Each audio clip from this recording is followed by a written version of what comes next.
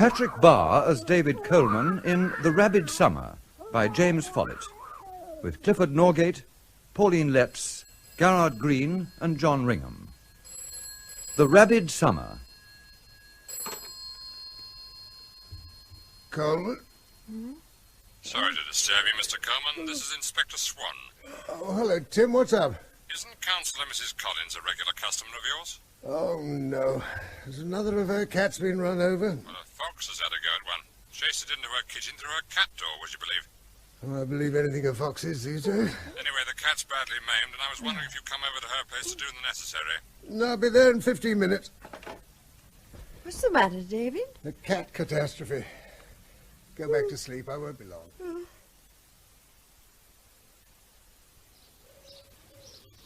So that's a shrew in trap 6. Male, 16 grams. And according to the mark, it was the same shrew we caught in trap 3 last week. Which means his territory ranges well over 2 hectares. Something else for the local zoological society to ponder on. Which trap's next? Number 7, Dad, over by that hollow tree. Right. Hey, it's good to have you back, Tess. Muriel and I still haven't adjusted to the idea of having you for the whole summer. Oh, except for my month in Spain. Yes, when is that? In 6 weeks. Last 2 weeks in June and the first 2 in July. I wish it wasn't for so long. We hardly ever see you, know? You'll be sick of the sight of me come September. Anyway, my thin blood will be craving that Spanish sun. So would yours after 2 years in Iran.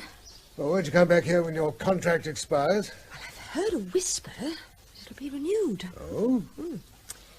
In any case, I wouldn't want to live here. Oh, it's a lovely place to have been brought up in, all those beaches. But I can't see myself ending up marrying a farmer who's forever complaining about the weather and the government. Now, those complaining farmers and sick cattle have paid for your education, my love. Ah, but they're not paying so well now, are they? I knew it was a mistake letting you tackle my paperwork. Well, I have to keep my hand in. Well, the point is, Dad, that although you're the only vet serving the town, business isn't doing so well now, is it? Well, things are a bit slack at the moment. Oh, come off it, Dad. Look at the fields round those woods. Pasture land crammed with dairy herds when I was a kid. And now they're acres and acres of pick-your-own vegetables and strawberries for day trippers. You can't blame the farmers if that's what makes money these days. Mummy told me that Uncle Harold had asked you to take over his small animal practice. I've no intention of spending the rest of my career in suburbia doing nothing else but nursing pampered pussies. At least there's variety in general practice. Horse in foal one day and ailing gerbils the next. Looks like a visitor in number 7. Give us the spring balance, love. Oh. 190 grams. The trap weighs 110. What was the bedding weight, Tess? 50 grams. So our client weighs... 30 grams, Dad. You really are hopeless. What have you found? Looks like there's been a fight over there. Blood and paw marks. Oh, between a couple of dogs? Well, hard to tell. They're too smudged. Probably foxes. This wood's overrun with them. They're getting cheeky with it. A month before you got back, one chased one of Councillor Collins' cats into her kitchen and half killed it. Oh. Never seen such a mess.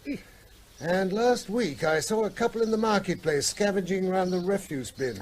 At least they're better at adapting to change than some humans. Let's see what we've got in the trap. It's a vole. Come on out, little fella. Come on. Let's have a look at you. Oh, his back's marked. An old customer, Dad.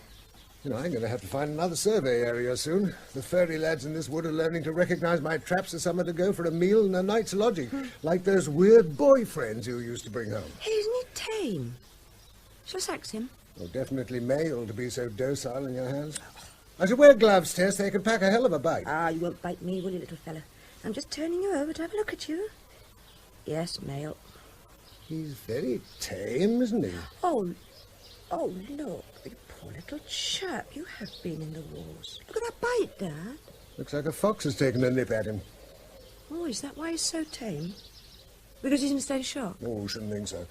That wound looks at least a week old. Will he be all right? Well, the wound's healing and he's eaten all the bait. Oh, poor little thing, a nasty old fox. Tess, you really should wear gloves when you're... Oh, he's got teeth like needles. Let me see. Little devil. Oh, you better suck it as hard as you can. Did it hurt? No, it stings more than anything. Come on, we call today. Right. If we walk fast enough, we should get home in time to call Dr. Phillips before his surgery closes. It's nothing, Dad, just a little nip. You know I never take chances with animal It's bites. nothing. A drop of disinfectant won't take care of. Come on, home.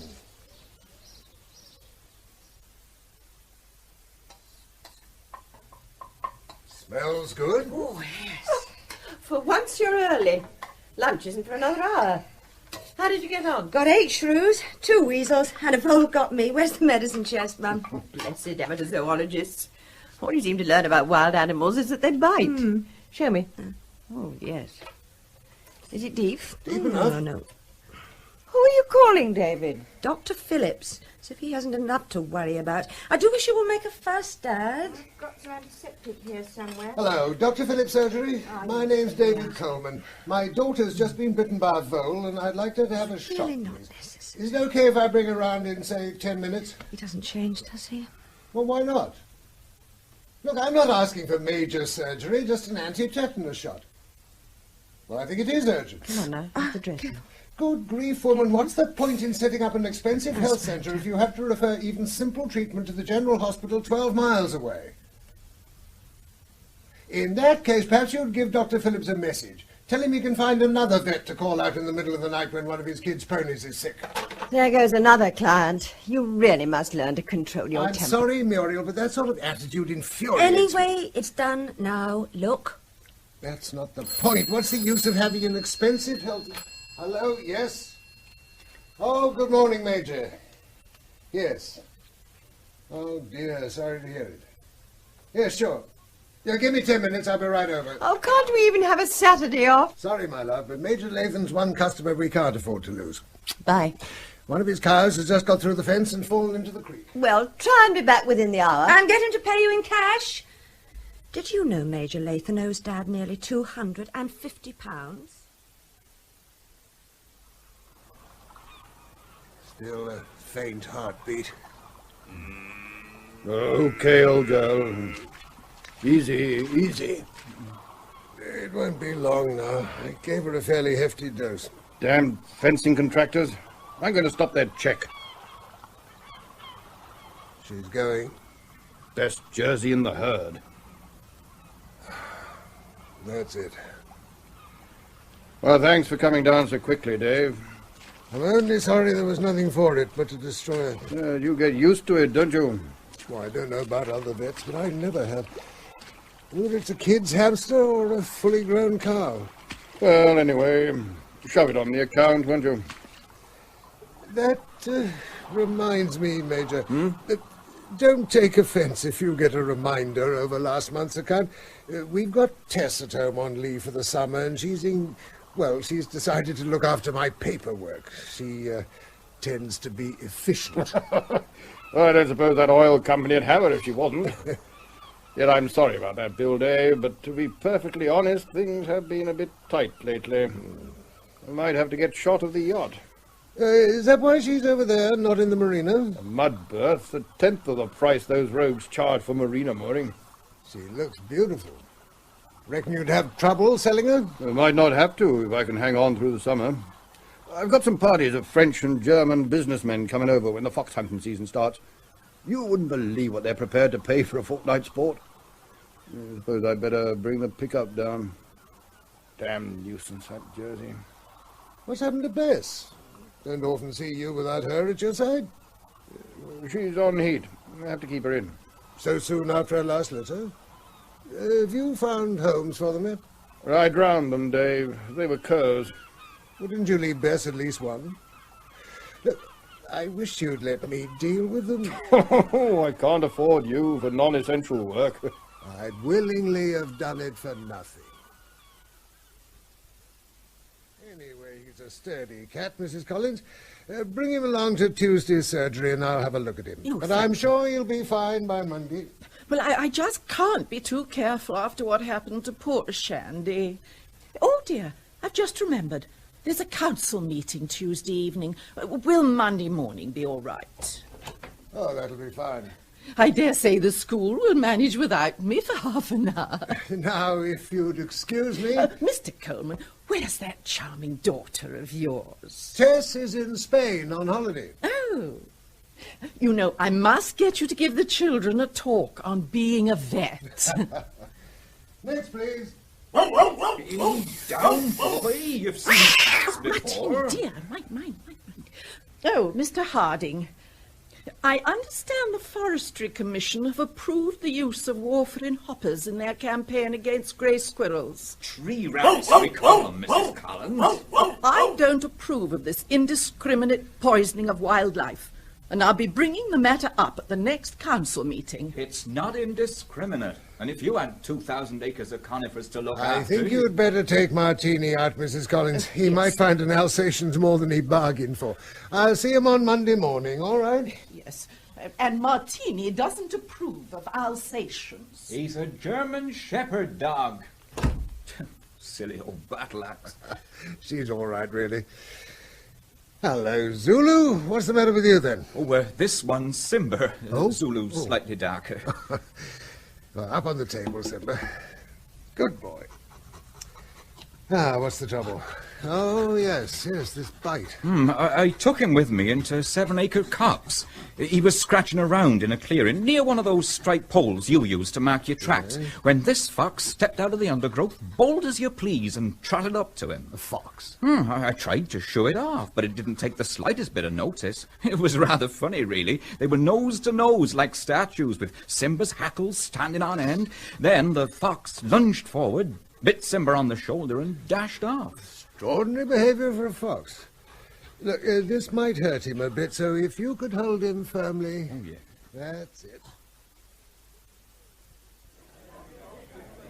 Good evening, Major Latham. Just the man I wanted. Oh, evening, Dave. Give him his usual, Mary, and same again for me. Thanks. You own the 7 Acre Copse, don't you, Major? And it's yours for the market price value of agricultural land per acre with the standing timber thrown in, and that's worth a bit. Had an offer last month, turned it down, damn crook. I don't want to buy it. Oh, pity. Have you been in it recently?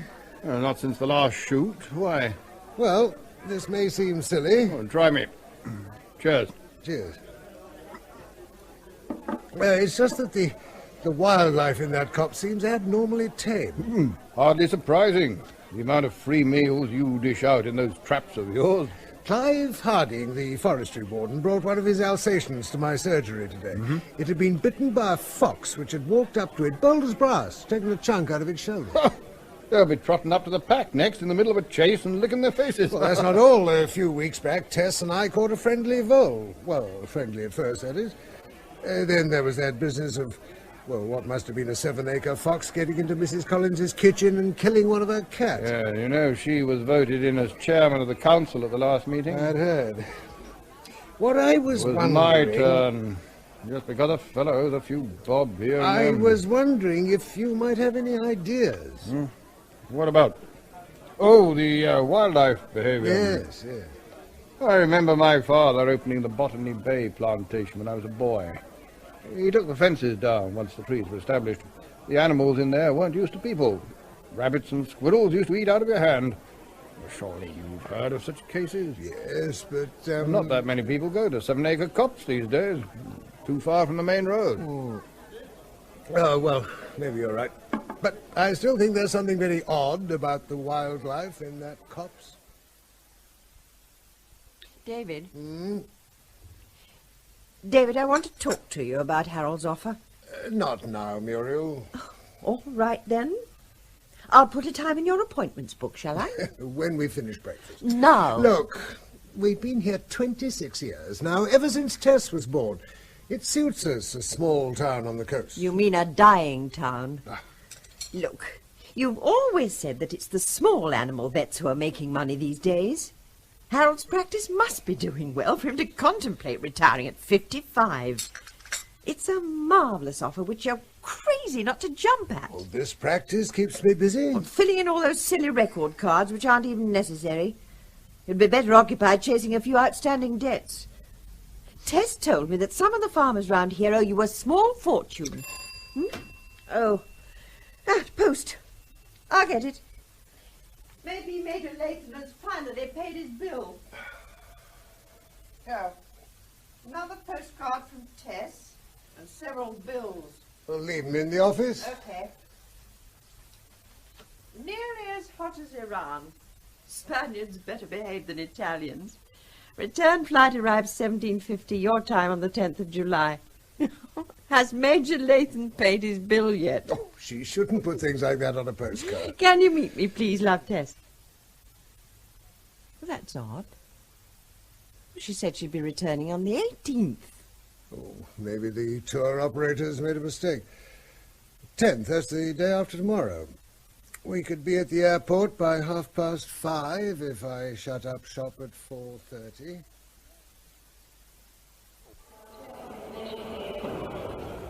There she is. Tess! Dave, she looks terrible. Hello, Tess here. Let me take these. Hello, darling. Me. Tessie, are you feeling okay? I'll be all right. I expect it was the flight. You don't look at all well. Oh, leave the luggage, Dave. Bring the car round to the front entrance. Is there anything I can get her? Just get the car.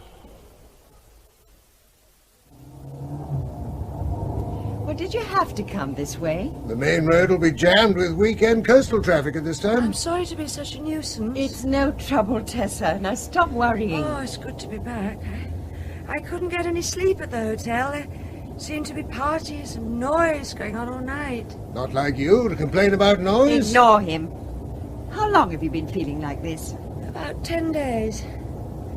The tour people fixed up for me to come home on an earlier flight. I just feel so tired and listless all the time. Shall I drive straight round to Dr. Phillips before going home? No, please, don't make a fuss. I'll be fine after a good night's sleep.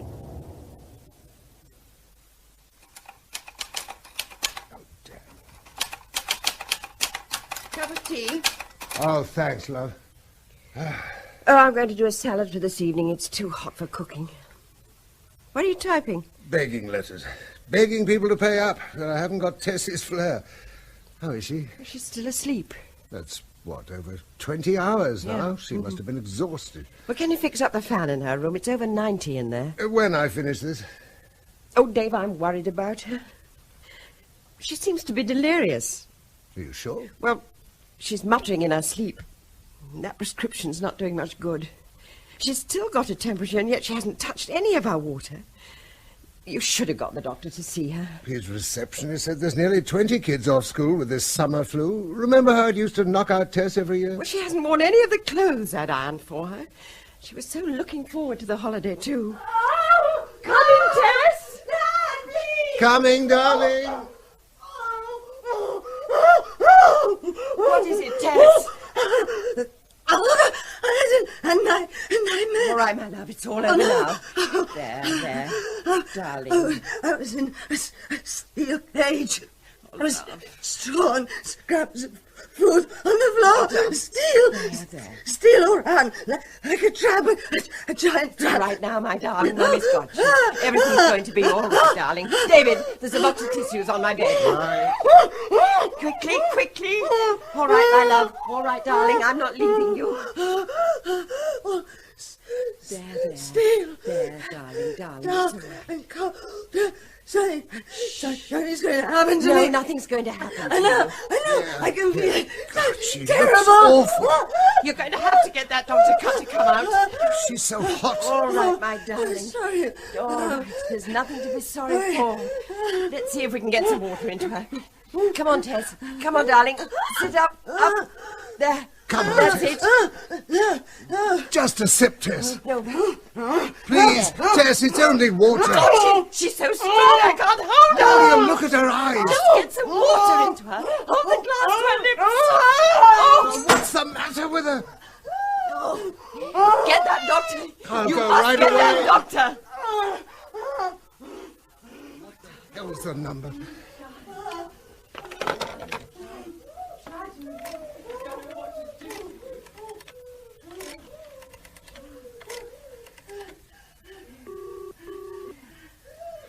Oh, come on. This is is the Mill Lane Health Centre answering service. Oh, my The God. surgery is closed until 9 o'clock tomorrow morning. Urgent calls should be referred to the emergency doctor on 421. Oh, the hell with it. Oh, for God's sake, hurry up! As quick as I can!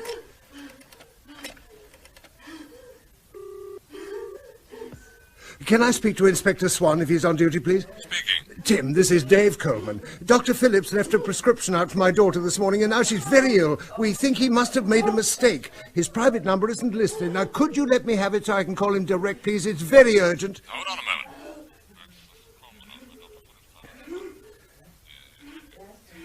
Did the doctor see your daughter this morning? No, we called too late for him to make a house call. His receptionist thought the symptoms sounded like this flu bug and got the doctor to leave a prescription out.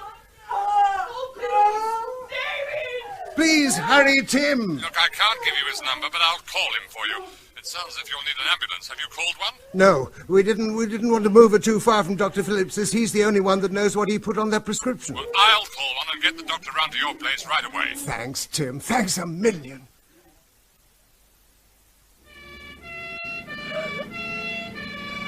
All right, kids.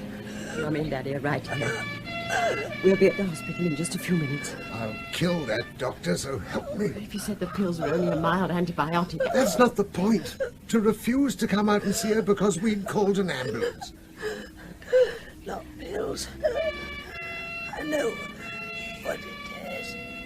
In Iran. Oh, my darling. Don't try to talk. I know. I know.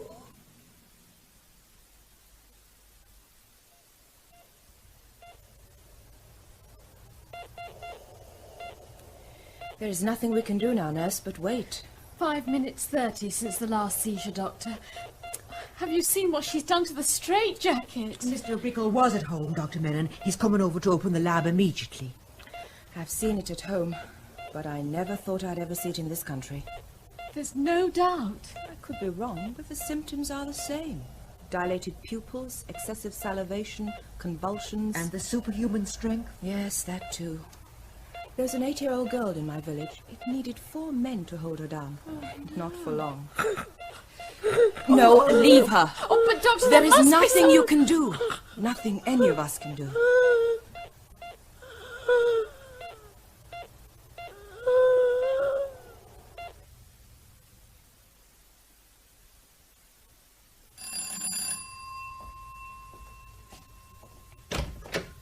Mr. David Coleman? Yes? Good morning. I'm Martin Willis, the Medical Officer of Health, and this is Mr. Ian Margent. Oh, yes, you rang an hour ago. Come in. Thank you. We're extremely sorry to have to trouble you at such a time, but the point Through is... here. I'm sorry everything's in such a mess. I've been going through my daughter's things. Well, if we could leave it to another time, we would, Mr. Coleman, but there are some urgent questions that must be answered. Mr. Margent is the Regional Veterinary Officer. Yes, we've met before. The doctor at the hospital gave my wife a sedative last night, but if you'd like to see her, I expect Oh, she'd be no, awake. please don't disturb her, Mr. Coleman. Have the hospital Well, confirmed? I'm expecting a call from them. I gave them your number. I hope you didn't mind. No. A fluorescent antibody test on brain tissue, the same test as for animals? Yes, that's right. I've been reading about it. We understand that Tess had just come back from a trip to Spain. When did she arrive in this country? The day before yesterday, July the 10th. And she went when? Oh, you better have this. It's her itinerary from the tour operator. Torremolinos. Yes. Well, there was a case in 75. Nothing since. Anyway, it's too quick. The incubation period in humans... Had Tess been out of the country on other trips during the past 18 months or so? Well, yes. She was home on leave for the summer after spending 2 years in Iran with the Taranko Oil Company. I thought you knew. No, we didn't. Where in Iran? Tehran? I can never pronounce the name of the place. The address is on her letters. Here's one. That place. Thanks. When did she come home? Beginning of April. Yes. Yes, it's listed. 21 cases the year before last, 29 last year, and 33 confirmed so far this year. No, excuse me. Coleman? Yes, he's here. The hospital for you, Mr. Willis. Thank you. Willis? Yes? You're certain? I see. No, I can't talk now. We'll see you in the hospital in an hour. Fine. Thank you for calling.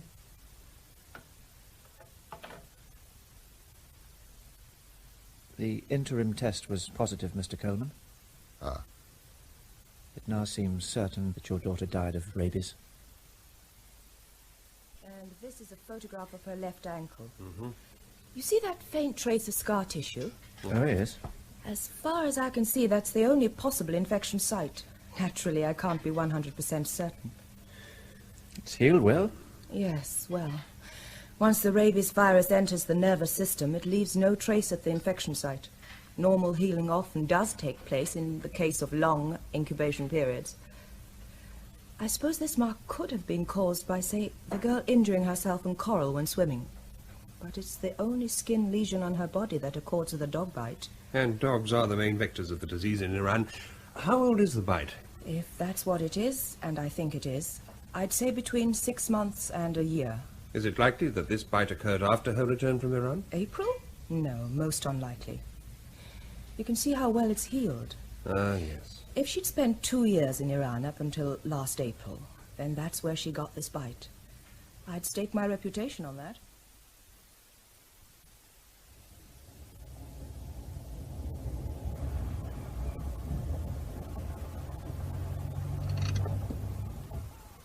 And there's the beach. Not as popular as it was. Too much pollution. Another hotel closed last month.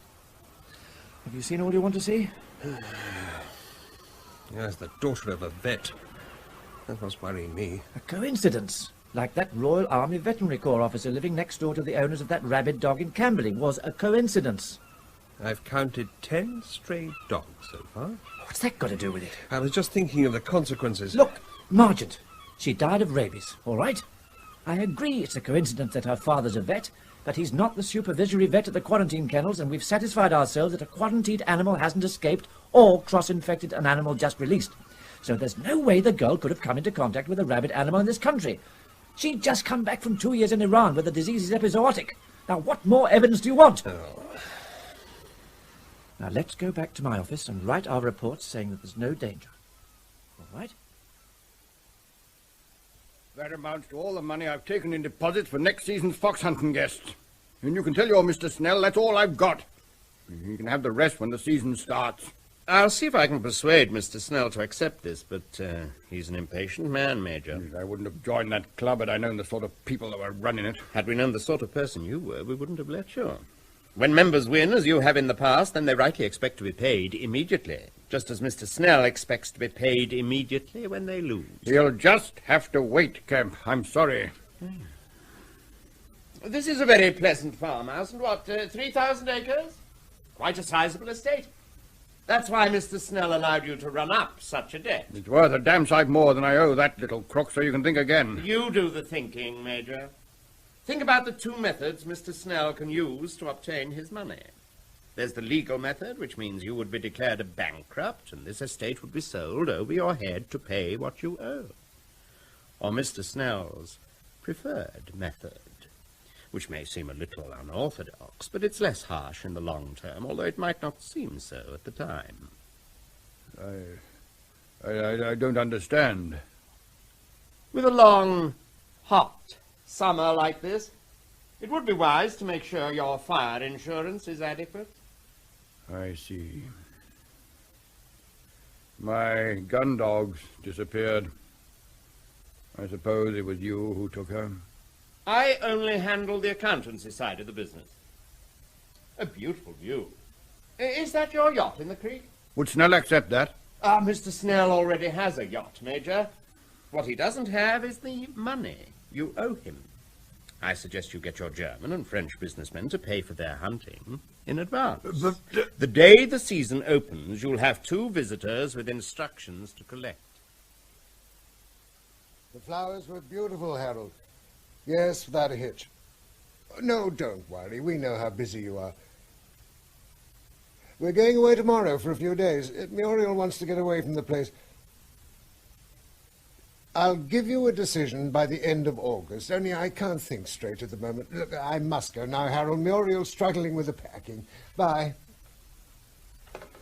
Why didn't he come to the funeral? Too busy with his poodles and pussies. You didn't give him a decision. No. Despite my feelings. When I've told you I don't want to live here anymore. There are too many memories. Except they don't seem like memories yet. Oh, listen. Well, everywhere I look, I see her. The broken apple tree branch where she had a swing. The patch on the path where she spilt some paint. There's all her things that I haven't been able to touch. Don't you understand? All I want to do is to get away from this place and stay away. And I want to stay because of the memories. She loved this place. She wouldn't want us to move on her account. You'll feel differently in time. The doctor said... Oh, what the hell does he care? He wouldn't even come out to see her. A prescription left on his receptionist's desk. That's his idea of looking after people. Nobody cares anymore. Well, I've got to go into town to get the car No, filled. please don't go for a minute, David. What are we going to do? Just carry on. Oh. Oh, I know how you feel, love, but I wouldn't be happy running Harold's small animal practice. He said it would be your business. Well, what have you got against small animals? People would bring their cats and dogs along during proper surgery hours and pay cash each visit. None of this performance with chasing up farmers' accounts all the time. Well, if it hadn't been for Tess chivying them with reminders, we wouldn't have had enough to pay for the funeral. And Major Latham still hasn't paid. I have enough to do keeping my record cards up to date. I know I'm not much good at paperwork, but we manage. Harold can afford an assistant. I'm sorry to keep on at you, Dave. I don't want to sound like a nagging wife. But I'm thinking of you. In 10 years, you'll want to retire, and you won't be able to if we stay in this dead and alive place. We'll talk about it later. Oh. I'd better get the oil and water checked while I'm at it. Well, go to the garage opposite the school. They're doing a cut price offer this week.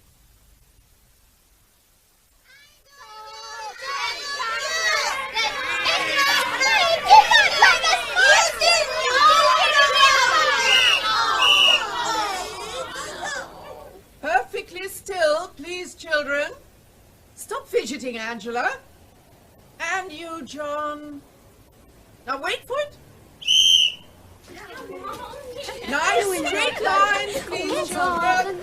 Thomas and Swen, were you in town? Oh, Miss, there's an surgeon.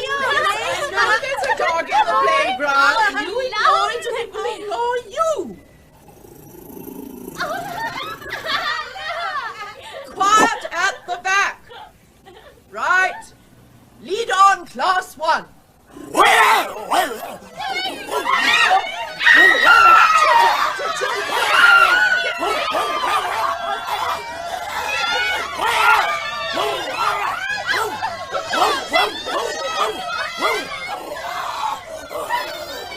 Get the children into the school. Mr. Coleman, thank God. Get the children into the school. Shut all the doors. Call an ambulance. Yes. I'll try and keep him in this corner. Yes. Is this netball thing fixed to the ground? No, it'll lift out. Oh, go on then, but keep them quiet. Yes, yes. Children, come on, follow me. Follow me into the school quietly. Easy, Simba.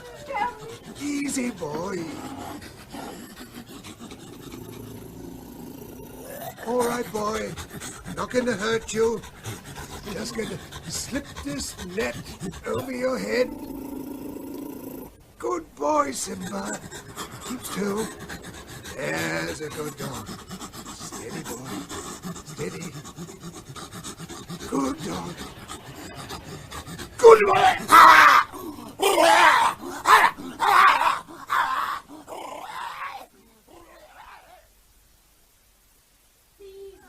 The doctor must have room to see all those children that have been bitten. This is the last one, Doctor.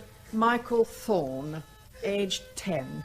The dog knocked him down and bit him on the back of the neck. Hello, Michael. Just turn your head a little. That's it. Ooh, that's a nasty bite, isn't it? I'm just going to give you a little jab in the tummy, then you can join your friends in the ambulance. Have you ever been in an ambulance? Hold his head, nurse. There we are. This might hurt a little, Michael, but I'm sure you're a brave boy. There we are. There's a good boy. We've finished here now, Mr. Swan. We're taking the 4 children who've been bitten back to the hospital for observation. Good. I've already given them the first injection in the rabies post-exposure vaccination program. What are their chances? Well, even if the vaccine doesn't work, they're very good. Oh, why? Human beings are not particularly susceptible to rabies. In my country, only 1 in 10 of those bitten by rabid animals actually contract the disease. That's the world average. Oh, Dr. Menon, this is Mr. Margent, the regional veterinary officer. Mr. Willis is on his way. Yes, we've met. Where's the Alsatian? Mr. Coleman managed to shut it in the boys' toilets. He's now guarding the entrance. It's through that door. You can just see in through the window if you climb on that pipe. Right. Respiratory movement stopped about 5 minutes ago after paralysis set in. See him? Yes. Saliva all over the place. And he's damaged his teeth on something.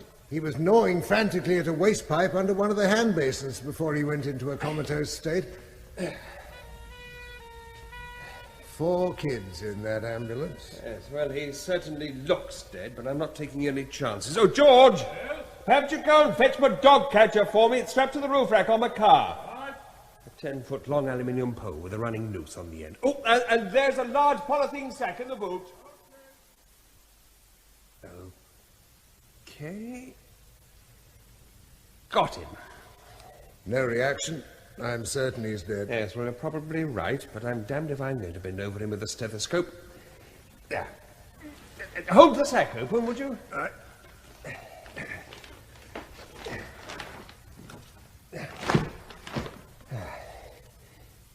Oh, what did you do to your hand? Oh, I cut it on the netball stand.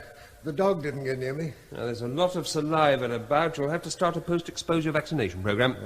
Very unpleasant, I know, but better than... Yes, I know. Yes. I hadn't forgotten. What do you want to do with him? I'll send his head and neck to the Central Veterinary Laboratory for analysis as quickly as possible. They'll have an interim result in 24 hours, but for the time being, I'm going to work on the assumption that this animal died of rabies. If you want to use my surgery... Oh, have you got an incinerator? Yep. Okay, then, as this town doesn't seem to have proper facilities. Do you know who owns this Alsatian? Simba, he belongs to Clive Harding, the local forestry warden. Do you need any help, gentlemen? Oh, Inspector Swan. Yes, I do. Can you get one of your men to guard these toilets until they've been disinfected? Yes, sir. Is that the dog in that bag? Yes. What about the other one? What other one? Clive Harding owns 2 Alsatians. Zulu, the twin of this one. Oh, hell. I'm sorry, Mr. Margent. I should have told you earlier. Yes, all right. Oh, we'll have to go and pick it up immediately. Then I've got a major detective task on my hands, finding how this animal became infected. There's something else. I treated this dog for a fox bite about 3 weeks ago. Oh, for crying out... Look, is there anything else I haven't been told about? Where on earth have you been? I've been waiting One of here... Clive Harding's Alsatians attacked 4 children in the school playground. Oh, no. Are they badly hurt? You remember that Indian doctor at the hospital who treated Tess? She started the children on a post-exposure vaccine treatment against rabies. That's what Margent thinks the dog had. It died later in the school toilets. Oh. Margent will be bringing it round to the surgery in a few minutes. He wants to do a post-mortem on it. Well, is there any connection with Tess's... Well, Margent and Willis are now convinced that there must be. You remember that time that Tess was bitten by a vole in 7 Acre Copse? Oh, and you wanted her to see the doctor and we stopped you. Well, if the infection had taken hold, it wouldn't have made any difference with rabies. Let's just hope that those poor kids don't get it. But surely vaccination is too late if the dog had already bitten them. Well, the incubation period can be long enough for the body to build up antibodies before the disease develops. Nothing's ever certain with rabies. Except if you get it. You die. Yes.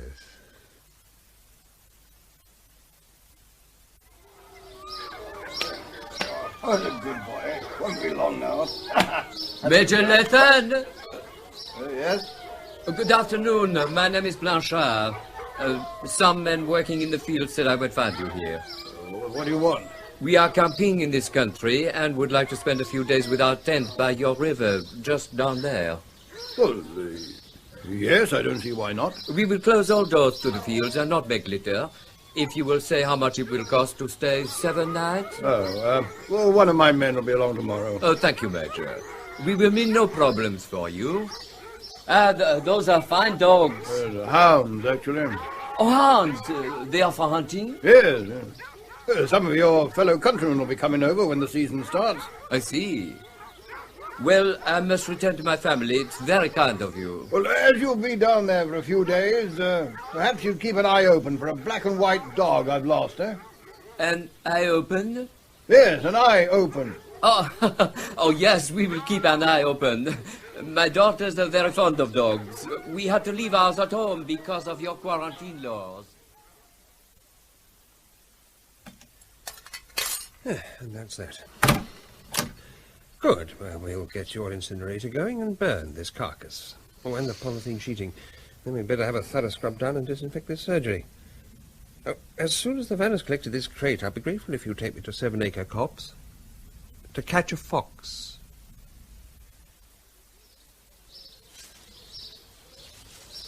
We'll be upwind of the earth at the top of that rise. You should have a good view. If the foxes are using that earth.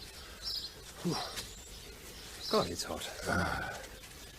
I wouldn't have thought an air rifle was much use. Well, this one is. It's got an extra powerful spring so that the kinetic energy of the pellet is above the legal maximum. Ministry idea? No, my idea. It's quiet. If rabies is enzoic in the wildlife in this wood, then the last thing I want to do is frighten it off. There's the earth. Near that oak, about 50 yards away. Ah. Well, might as well make ourselves comfortable. Damned hot. What'll you do if wildlife rabies is confirmed? Shoot everything as you did at Camberley? Oh, no, we've learned a lot since 1969. Are you still keen on amateur zoology? No, not now. Oh, yes. Still, your knowledge of the local wildlife might come in useful. Now, if rabies is confirmed, my assistants and I will have to carry out a major fox extermination program. They're the main vectors of the disease. Now, we'll use everything except free bullets. Gassing of earths, preferably when the vixen is nursing cubs. Bait, treated with poison, and even gin traps as a last resort. Wildlife rabies dies out when the fox population drops to 1 per square kilometre. It's a lot more than that here. My survey of 2 years ago indicated in the region of 20 to the square mile. As many as that? Scavenging in the town and housing estates is on the increase. Everything is in its favour. Fox furs are no longer fashionable. Hunting has become too expensive, and what hunting there is wrecked by anti-blood sports amateurs. The old steel dustbin is a thing of the past, and local authorities are cutting back on the frequency of refuse collections to save money.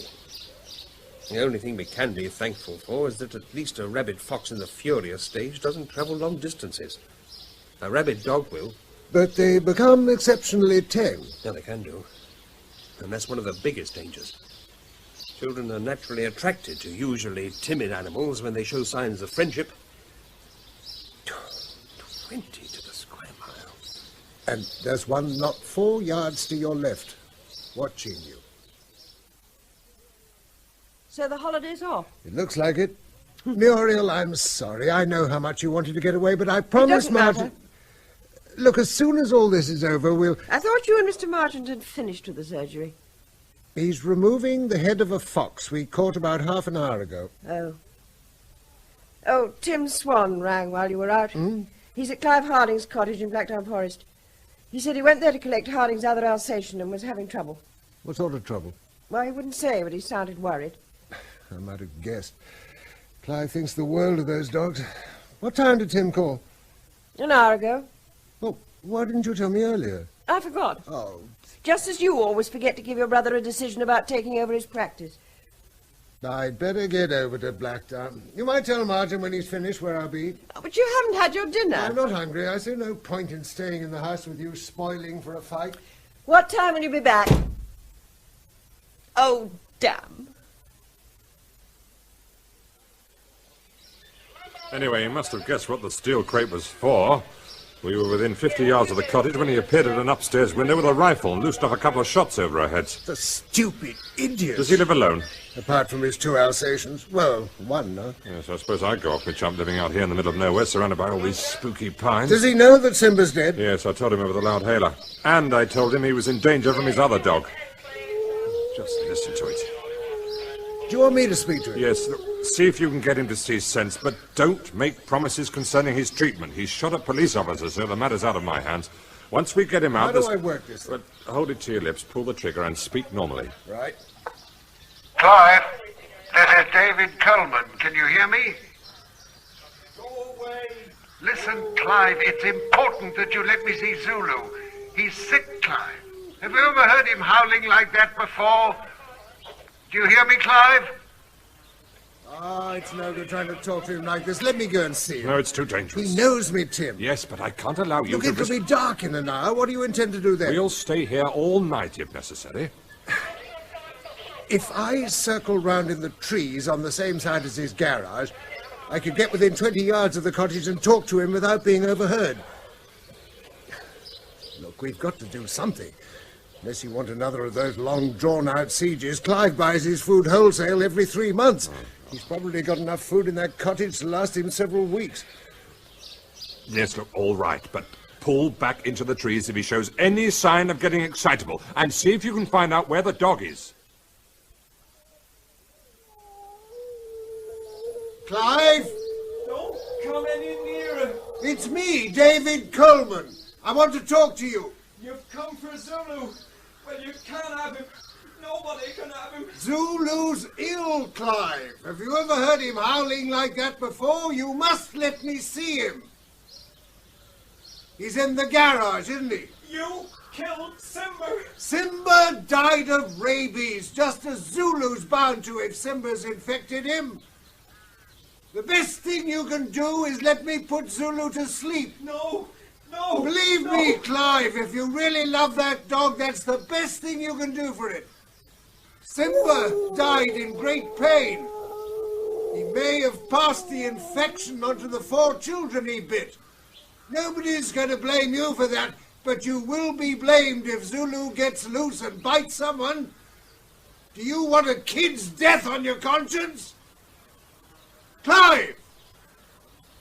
Clive, can you hear me? Oh, blast. Clive, I'm going to stand up. Throw the rifle out of the window. Is the garage locked, Clive? Get away. Get away, I'll kill you.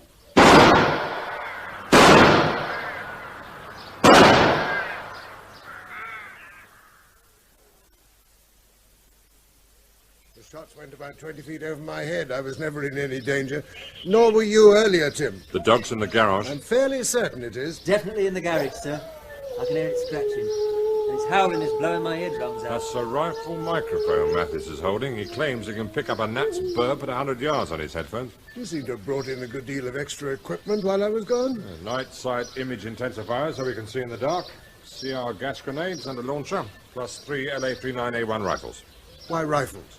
You reckon that dog's Rabid? Yes. That's what the rifles are for, just in case he takes it into his head to let it loose.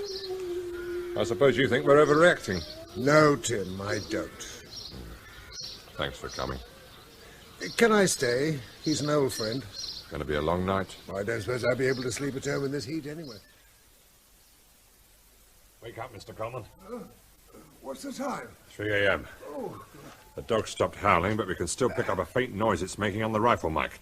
Look, if you'd have a listen on these headphones, maybe you can tell us what's the matter with it. These? Yeah. Do you need a bit more volume? No. Well, Seems to be having difficulty with its breathing. I wish Margent was here. He'd know what's happening. Now it's scratching at something. Whimpering. At least he had the sense to shut it in the garage. Light gone on downstairs, Mr. Swan. Yeah, he's going down to see why it stopped howling. Mr. Coleman, could that dog still bite? It's still moving about, so I suppose it could. How far is it from the ground to the centre of an Alsatian's body? About 16 inches? Well, I suppose so. Why? Front door's opening. He's looking round. Yeah, he's coming out. Jenkins, Stevens, Kay, aim at the garage at the 6th course of bricks from the bottom. Continuous firing when I give the word. Right. He hasn't got the rifle. He's hesitating. You rake the right-hand side of the brickwork, Jenkins. Kay take the middle and Stevens the left. The 6th course, understood? Sir. I want that dog dead before he opens the garage doors. What's the point in shooting at brickwork? Those rifles have sent bullets clean through the modern concrete buildings in Belfast. 9 inches of brick won't stop He's them. now walking towards the garage. He's stopped. He seems to be listening. Steady, lads. Can't make up his mind. He's moving towards the garage again. Fire! He's firing! He's firing! What's he doing now? Can't see. The flashes have blasted this thing up. Hang on. Oh, the picture's clearing. Oh, garage is leaning towards us. What's he doing? I can't see him. Hey, he's standing up. Must have thrown himself flat. He hasn't stopped a ricochet. No, he's okay. He's got a torch. Moving towards the garage. Can you hear any movement on those headphones, Mr. Coleman? Nothing. If that dog comes out when he opens the door and any of you have a clear line, use it. He's trying to open the garage doors. Yeah, he's having trouble because the frame's warped. He's got one open, shining the torch inside. I can hear him. I can't hear the dog. He's gone into the garage. Can hear shuffling about. He's talking to the dog. Is it alive? Well? Don't think so. He's crying, saying the dog's name over and over. More shuffling noises. He's coming out. Looking this way. You rotten, filthy, stinking swine! And now he's running to the cottage. Light gone on upstairs. Coleman, aim the rifle mic at the cottage. I have, but I can't hear anything. I'd better get down there. Ah! My ears! Odd. There was no flash, and the shot sounded muffled. So, what was he shooting at? Guess. Stupid idiot. All for a dog that was going to die anyway. Man's best friend. Yes, and we all know who his worst enemy is. Summer madness. I might laugh at that one day. Excuse me, sir. There's a Mr. Margent outside who'd like to see you, sir. He says he's the regional veterinary officer. Okay, Mathis, I'll see him outside. I met him once over the sighting of some warfarin hoppers. He was having a major battle with tree rats. You look how I feel. Well, I've just got back from the Central Veterinary Lab. Been driving all night. They were very good. They did an on-the-spot fluorescent test and have confirmed the presence of the rabies virus. In the dog? In the dog and the fox. Looks like we've got a major outbreak on our hands. Mr. Punch killed my dog!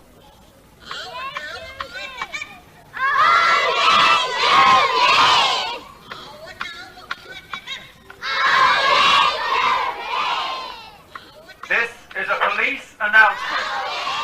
There has been an outbreak of rabies in this area. All dogs must be kept on a lead and muzzled. Please take your dogs to your cars and shut them in. Muzzles are available from Jacob's Pet Shop in the High Street. No animal can be moved in or out of this area. This is a police announcement.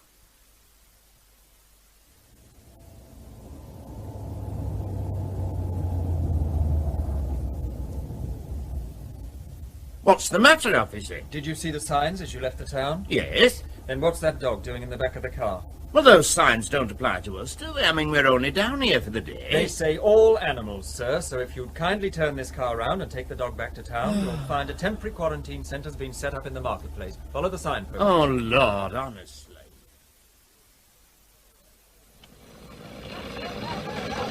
My porter cabin should be here in an hour, Mr. Willis. I'd like them set up on this side of the marketplace near the main entrance, please. All right. I'll tell the post office engineers. They've said you can have 6 lines. Look, I'm sorry about having to include the beaches in the infected area, but David Coleman's seen foxes scavenging down by the creek. Oh, hell. Looks like more dogs arriving. Hello, darling! Oh, Veronica Fairchild. Oh, yes. Secretary of the Market Traders Association. Good evening, Mrs. Fairchild. Hello, Willie. What's with the dog show? How did you get in? This is now a restricted area. Oh, rubbish. It's my marketplace. Now, who's your little friend, and what's all this nonsense I've been hearing on police loudspeakers about rabies? It's not nonsense, Mrs. Fairchild. Willie, my sweet, tell me how we'll be able to run the cattle market on Tuesday with all these wretched dog pens all over the place. There won't be a cattle market on Tuesday until the temporary ban has been lifted. You can have one of these. It's an advanced copy of the rabies control order for this area which came into force... Market, Willie? Oh, now you're talking rubbish.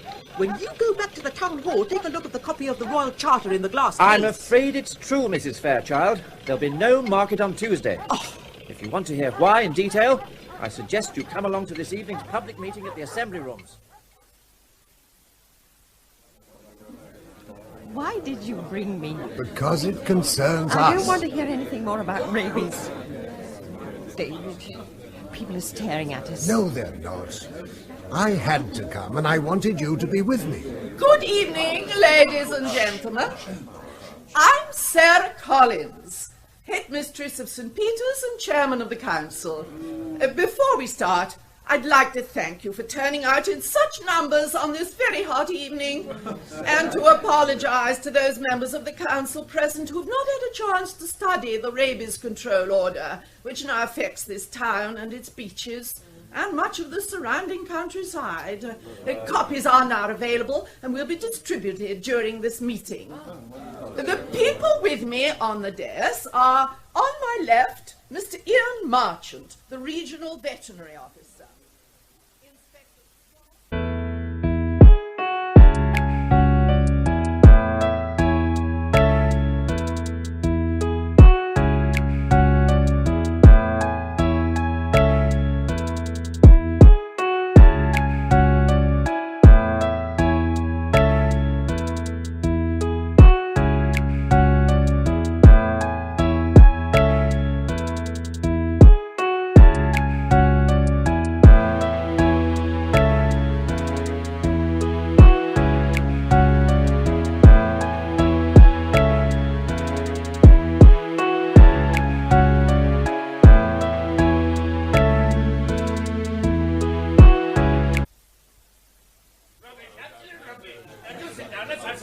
At least let Mr. Martin finish what he has to say. As I was saying, the infected place has been defined as this area of woodland on the map to the north of the town, known as 7 Acre Copse, and includes this area of forestry land here. Where poor Clive Harding was killed last night. My assistants have already started a program of gassing and trapping foxes in the infected area, and will continue to do so until the fox population has been wiped out. Is the place closed to the public then? Yes, it is. The police are putting up warning notices, but the area's too large to fence off at short notice. Why pick on the poor fox? Hasn't there been enough indiscriminate destruction of wildlife as it is without... There'll be plenty of chances for you to ask questions at the end of the briefing. The fox is the main vector of wildlife rabies. Destroy foxes and rabies dies out. Rabies has spread across Europe to the French coast at an average speed of a mile a fortnight. A speed which tallies with the known territorial movements of the common red fox. Also, by pursuing a policy of strict fox control, the Danes have eliminated rabies from Denmark. There is a huge weight of evidence pointing to the fox as the principal spreader of the disease. You said gassing and trapping. Now, what sort of traps? Gin traps? If necessary. You do that, Mr. Margent, and as chairman of the local Wildlife Protection League, I'd have a summons slapped on you so far. The order empowers the minister to allow methods which would otherwise be unlawful, madam. The infected place is shaded in red. Now, this line on the map, starting at the Coast Guard station and sweeping in a horseshoe around the town to 4 miles west of the river mouth, defines the infected area. An area of about 40 square miles. It's a matter of quiet, please, quiet. In addition to the restrictions on the exercising of cats and dogs in the area, animals not under control will be seized and destroyed if not claimed within 3 days. There will be a ban on markets, and the movement of all animals in or out of the zone will be prohibited without a special license. Oh, wait a minute. What about the holiday makers on the caravan and campsite who brought their dogs with them? Surely they'll be allowed to take them home. No, they will not. In fact, the first checkpoints were set up an hour ago by the police. Oh, but this is stupid! What about our visitors when the schools break up next week for the summer holidays? They're welcome to come, but they'll have to leave their pets at home. I've got men now manning checkpoints on all the roads into the area to make certain that no animals are brought in. By checkpoint, you mean roadblock? Call them what you like. They're only a temporary measure until all the signs are up and the matter has been given maximum publicity on radio and television. We think we can rely on public cooperation. Well, listen, mate. We seafront traders have to rely on their money in order to live. I can't see the public even bothering to come down if there's signs and all sort of restrictions. It was bad enough, that publicity over that girl dying. But at least that was before the season had started properly. The measures are for everyone's protection. But the last thing we want is to try... Maybe, Inspector Swan. But who's going to protect us from the protectors, eh? And who's going to have to pay for all this protection? All the police and the council workers overtime, the ratepayers as usual. The council will be applying to central government for a discretionary grant. I see on this order there's now a ban on race meetings and hunting. Will the government pay our losses through the cancellation of the August point-to-point? What ban on hunting?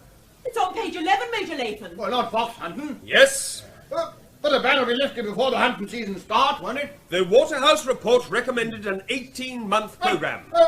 But fox hunting is part of our heritage. You can't... What about the market? There's been one in the town every week for the past 700 years. I can understand how you feel, Major Latham.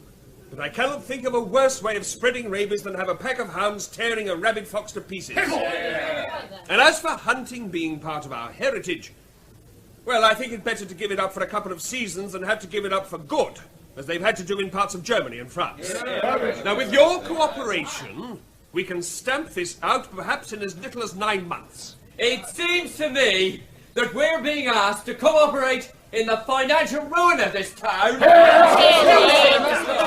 High time something was done about the dogs in this town. Or the way people allow them to wander about, chasing cats and making messes everywhere.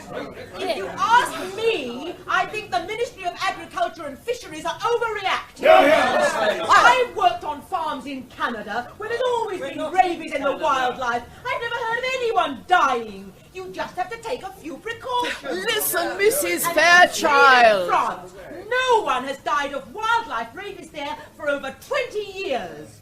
All these petty restrictions in the hope it'll go away, well, they amount to the same sort of thinking we had in this country that insisted that motor cars should be preceded by someone carrying a red flag. But the only difference is the motor car kills more people in 1 month than rabies has in the whole of recorded history.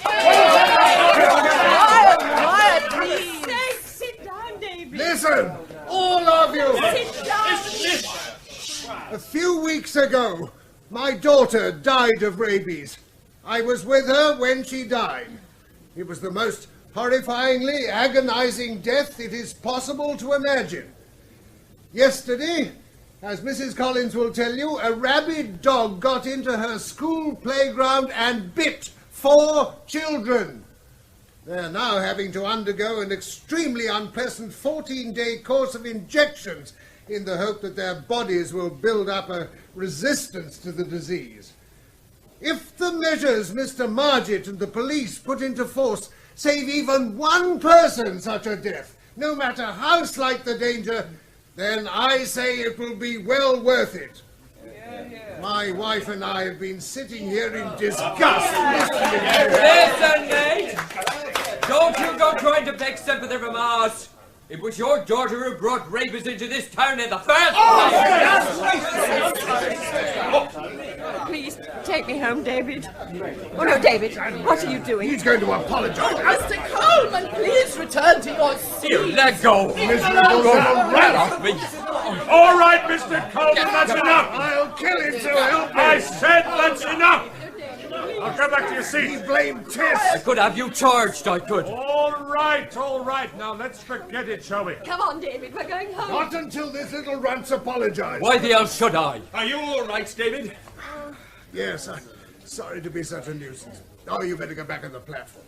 That gentleman's accusation is unfounded.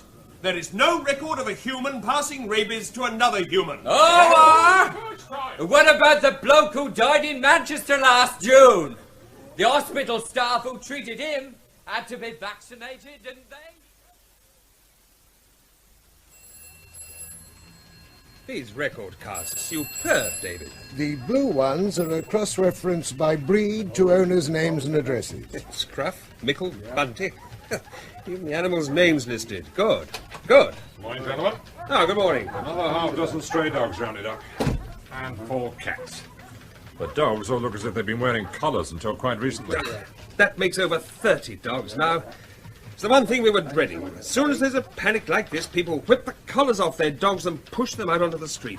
Is that them? Yeah. Okay, let's have the Cocker Spaniel bitch in here. Right. I want to try a little experiment. Oh, make sure its muzzle's secure. Begin. Let's have that spaniel. Check its muzzle first. I want all your cards on Cocker Spaniels, David. Right, on spaniel, Mr. Martin. Yeah. Hey, you're looking sorry for yourself, aren't you? Owners turfed you out, have they? 6 cards. Thanks. Now then, old girl, what's your name, eh? Is it Kit? No. What about Sally? What? Ah, Sally it is then. Mr. and Mrs. Blake, 42 Forest Drive. This dog can be returned to them with a summons. Right. Aren't you just going to warn them? Until I'm told to do otherwise, no. I've no intention of using kid gloves on this operation. I want to run the advert for a 4th week. Yes. Exactly the same as the previous ad, but for 1,000 less on the price. That's the one, yes. Luxury 6-berth motor sailor, 40-foot length overall. You'll bill it to me? Fine. Bye. Good evening, Major. Hemp! How the devil did you get in? The back door was unlocked. And who's that? Surely you remember Tiny, our doorman at the club. I would have thought someone his size was unforgettable. Smile at the nice gentleman, Tiny. What do you want? Mr. Snell wants reassuring. I've told you he'll get his money. Mr. Snell is very disturbed about this ban on fox hunting. He fears that it might cause him to review his credit arrangements with you. Well, tell him that he's got nothing to worry about. Tiny. Right. What's that big oaf doing? I don't think Tiny's ever seen a grandfather clock before. A deprived background. Watch it, you... And he doesn't know his own strength. Now look here! Just what the hell do you think you're playing at? That clock's a valuable antique. Well, he's wrecking it. Can't you stop him? Probably trying to find out what made it tick. Let's be thankful he's not playing with matches. That's his speciality. That clock belonged to my father. Don't worry, Major. Mr. Snell's quite prepared to give you time in exchange. 1 week, to be exact. Next Sunday. The day before August bank holiday, so you'd better make sure you have the right amount for Mr. Snell, because he'll have an extra day to count it. Well, you finished early. There wasn't much point in keeping the surgery open. No customers. Oh, for the 3rd day running. It'll pick up. Will it, David? How many unclaimed cats and dogs did Margent's men destroy yesterday? Well? Oh, I don't know, 4 or 5 maybe? And how many will it be tomorrow? And the day after that? Another month and your practice will be ruined. And Margent has made it clear that this whole business could drag on for a year. We'll manage. We've got a bit on deposit. We That's won't my life. manage, David. It's not as if it's a bad patch we can weather through. People don't trust you anymore. Don't be silly. No, it's true, Dave. I've overheard gossip. Those customers you've always complained about who seem to think more of their cats and dogs than their children, they're the ones who've kept us going in the past. And they see the help you're giving Margent as some sort of collaboration with the enemy. Then they're more stupid than I thought. And what that horrible man said about Tess at the public meeting... We agreed not to talk about it. You were the one who agreed. That's your answer for every problem. Don't let's talk about it. Tess dies and you say, don't let's talk about it. This practice is virtually finished and you won't talk about it. I want to get away from here and you won't talk about it. Someone says terrible lies about Tess and you won't talk about it. Please, David, don't you understand? I need to talk. And if I can't talk to you, then there's no one. You bottle everything up so that I feel I'm living with a stranger. I'm sorry, Muriel. I should have realized. I've been so busy these past few days while you... Look, let's get the August bank holiday behind us and then we'll have a serious chat about what we're going to do. Well, what about now? I've got to go and see Margent. Oh. Well, I suppose that's better than nothing. All right, then. Do whatever you think best. 50 quid less than this time last year. And look at the beach, deserted. Will you join? You tell me how you reckon this action group you're thinking of can succeed. If you're my counsellor, how is it you can't manage to do something by yourself? Well, I want to present a petition to the government, asking them to pay compensation to all those whose livelihood has been damaged by this rabies control order, or who suffered financial hardship. And what's in it for you, Major? Well, as you're all constituents in my ward, I'm naturally anxious that you're not driven away. I mean, seafront traders such as yourself are the lifeblood of this town. I don't believe a word of it. We never see you between one election and the next. How much do you stand to lose? Come on, mate, there's nothing to be ashamed of. What's upsetting you? And then let me guess. The ban on fox hunting. Ah, I thought so. Will you and your fellow traders join me? Sure, we'll join you. What have we got to lose? You look pretty well set up. Maybe you could help some of the lads out until we've got this compensation. You do pretty well out of the campers on your land, don't you? There's one French family by the river, that's all. Frogs? And nobody makes much money out of campers. How long have they been there? Over a week. Why? Do you reckon they're the ones that brought rabies into the country? I wouldn't know. I doubt it. One of the lads in that government vets team was saying in the pub last night that the frogs have long summer holidays. Over a month. So they have more reason to smuggle their pets into the country, because it'd cost too much to have them looked after at home. I don't think the length of time they've been in the country tallies with the incubation period. How do you know how long they've been in the country? Some of my mates working the lobster bus don't have much love for the French. If it turned out that some frogs were responsible for bringing this rabies into the country, they'd be held to pay. Good morning, David. Come along in. How's it going? Better than I expected. We've now gassed 41 foxes in 7-acre copse and 12 in the forestry land around Blackdown. I've just had the results from the Central Veterinary Lab on the head and necks from the first day's gassing. Only the 7-acre copse foxes were rabid. So it looks as if you might be able to contain it. Well, I think there are grounds for cautious optimism. That will be the keynote of this morning's press conference. Cautious optimism. 53 foxes. They should have made a dent in the population. Ooh, a hell of a dent. But with an infected place of that acreage, I won't be happy until we've gassed at least 300 of the blighters by the end of September. Yeah, so then our problems really start. Why? Well, autumn is when the young dog foxes seek out their own territory. It won't take them long to twig that there's hardly any competition in the infected place, and they'll start moving in droves. Yes, to defeat them, you have to understand them. Oh, excuse me. Margent! When was this? I see. Yes. Thank you for telling me. Oh, hell. What's the matter? Michael Thorne, the boy who was bitten on the neck by that Alsatian. What about him? He died an hour ago. Am I late for the morning briefing? You heard about Michael Thorne, Tim? Yes.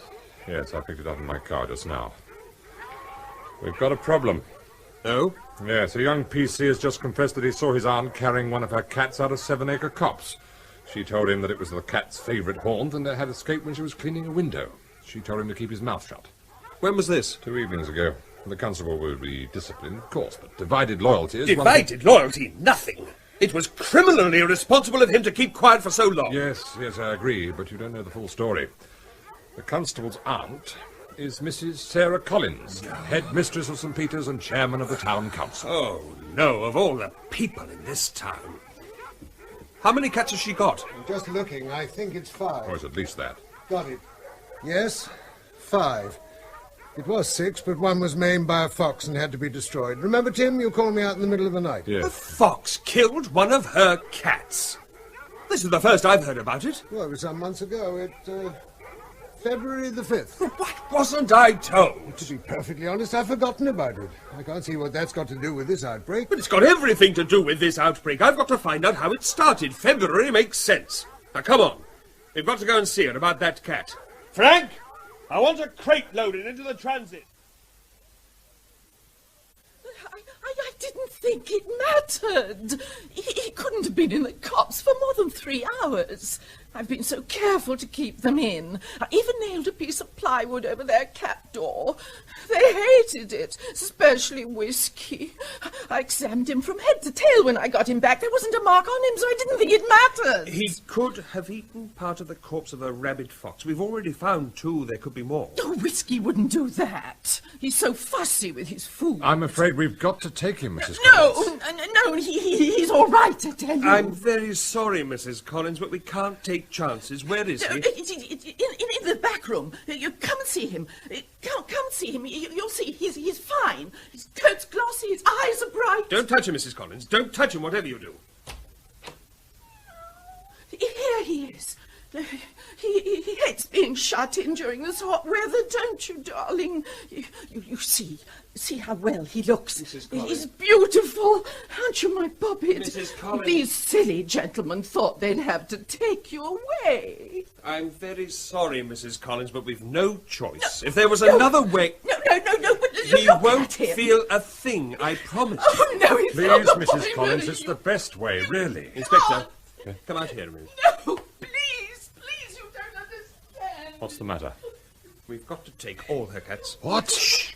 For God's sake, why? Because they've been together in this house. But you said cats are not so susceptible as dogs. All animals are susceptible. But we can't take all of them, man. Be reasonable. It would kill her. Look, when I write my report saying that this outbreak has been beaten, I'll want to be absolutely certain in my own mind that it has been. Now, if I turn a blind eye now, I might be tempted to do the same again with another case, and so will you, and so will my team. And before we know where we are, rabies has become established in this country, and things will never be the same again. Yeah. The social and economic consequences would be unthinkable. Now, even picnics would become a thing of the past. Future generations would grow up with an inbred fear of the countryside. It's already happening in Germany and France, and I'm damned if it's going to happen here. And we owe it to the memory of Tess Coleman and Michael Thorne. I'll go and get the crate.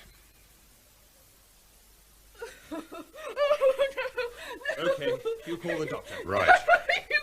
Mrs. Collins, you have 5 cats. Where's the other one? Now, please, Mrs. Collins, you must tell me. No, only 4. Martini, whiskey, sherry, champagne, and Cinzano. Where's Cinzano? No, Mrs. Collins, where is Cinzano? All right, Margin, I've found it. No. How do you know their names? Oh, that's one of David Coleman's record cards, isn't it? Yes. Oh, I don't think I can ever bring myself to speak to him again.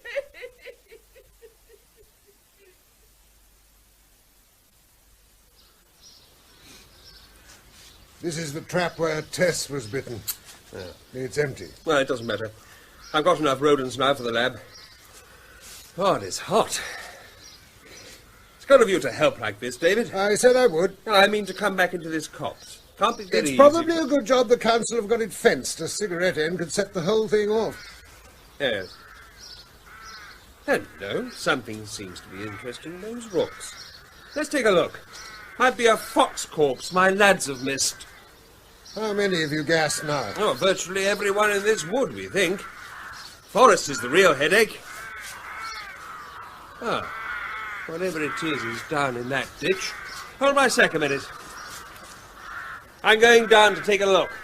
Well, be careful. They can be boggy. Everything's bone dry. Oh. What is it? Here's the half-decomposed remains of a dog. Looks like it's been here several months. Hang on, I'll come down. I might recognize it. No, not a chance. Stay there. There's an engraved identity disc on its collar. Bit dirty. Yeah, that's better. Does the name Bess mean anything to you? Major Lathan's gun dog. Figures. His name and telephone number's on the back. This might be the break I was looking for.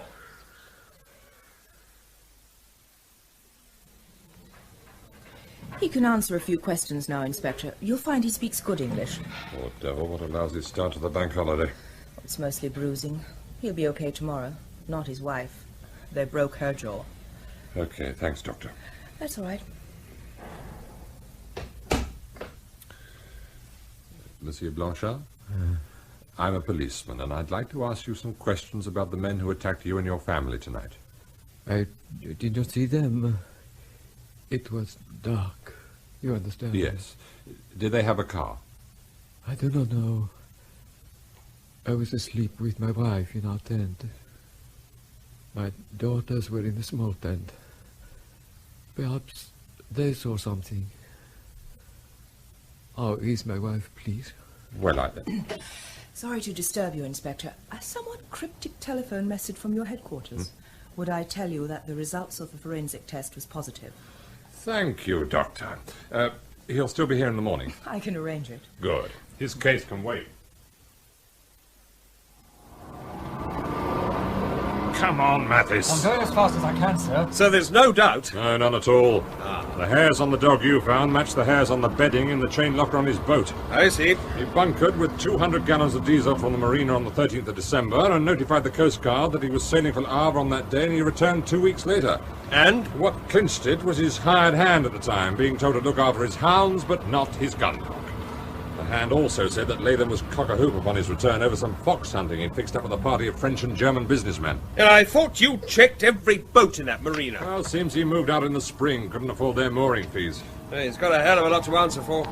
We've always been worried about the irresponsible weekend yachtsman smuggling pets, but it turned out to be one all along. Well, he could never bear to be without that dog at his side. Well, he's without it now. 3 people dead and countless animals destroyed. Headlights approaching.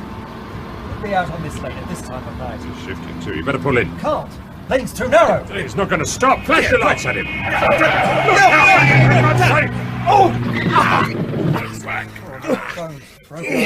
You okay, Martin?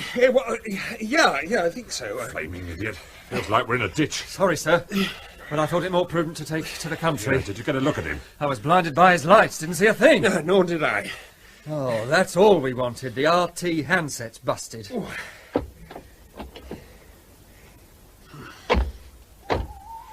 Well, we're going to need a tractor to haul it out. A 3-mile walk to Latham's farmhouse. At least it's downhill. Look! That glow! Latham's farmhouse is on fire!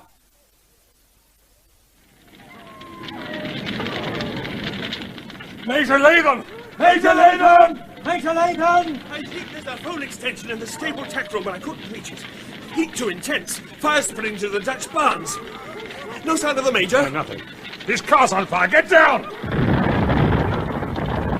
There's someone by those outbuildings! Come on! Mathis, over here! Coming, sir! It's him! Major Latham, come away! Got to release the hounds! They're locked in! You're going to have to get him. Give me your jacket, quickly. He's coming out. Well, grab him! I can't hold him, sir. Okay, I've got him. All my fault! There's nothing you can do about the hounds, Major. All my fault! Is there a telephone in any of these outhouses? Must release the hounds! Stop him! Oh, hell! Come back, Major! It's too late to save them! Sorry, sir. But he put a knee in. He's gone right in. That roof won't hold much longer. Stupid idiot.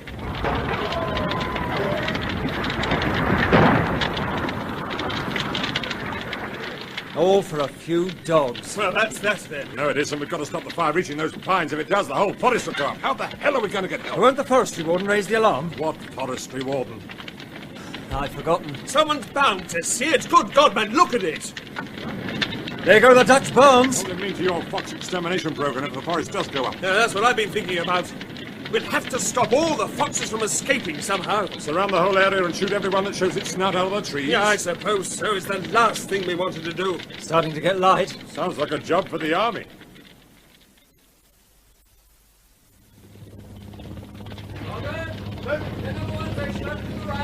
Charlie 2, Charlie 2. How's everything looking from the helicopter? Over? The fire pumps are holding the blaze to the west. Everyone's confident that it won't reach their housing estate, but it'll be best if the evacuation's carried out. B Company's commanding officer reckons they've shot at least 100 foxes and half as many badgers and deer. The soldiers are playing safe. Any animal that comes out of the trees is shot at. 7-acre copse is blazing from end to end. Quite a sight from up here. Over. Thank you, Charlie 2. Report in 15 minutes.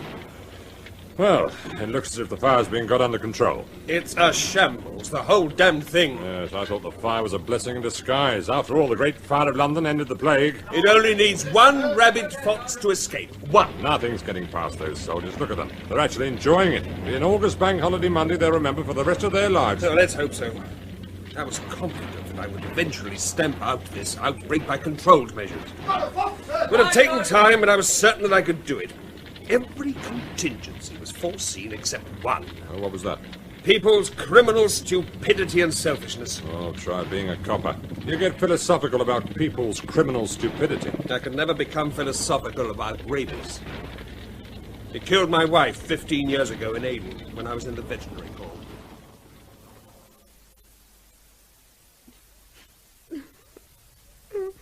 Muriel, you're home. Oh, damn. Muriel! Oh, there you are. Sorry I've been so long. Brought my record cards back. Margent and his assistants are leaving tomorrow. With any luck, everything should be back to normal in a couple of weeks. No, David. Things never will be back to normal, will they? If you're thinking of Tess, of course not. I wasn't thinking of Tess, though God knows it's hard enough not to.